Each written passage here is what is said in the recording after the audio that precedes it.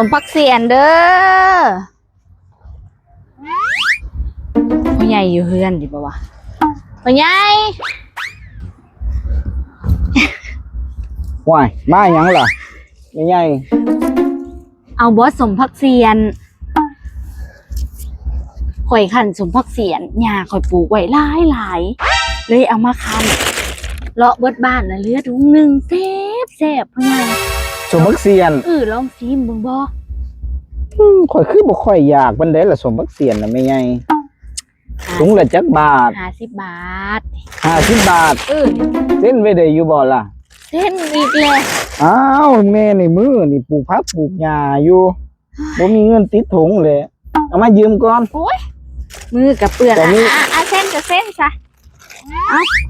50 บาทเอาไปให้อยู่เพื่อนเดินน่ะ โอ้แม่ใหญ่ว่าสิมาถามสมบักเซียนน้ำเจ้านั่นนะ เป็นหยังล่ะ กินมื้อน่ะคือจังแซ่บ มันแซ่บบ่ เออ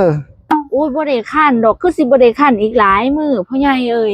บ่ค่อยสบายพ่อใหญ่บ่แม่ พี่ก็คือจังบ่ได้ฮ้อนเด้ล่ะ ค่อยปวดขา ปวดขา แล้วมันเกี่ยวหยังกับคันสมพัก โอ้ตีนคัน เอาตีนคัน เออ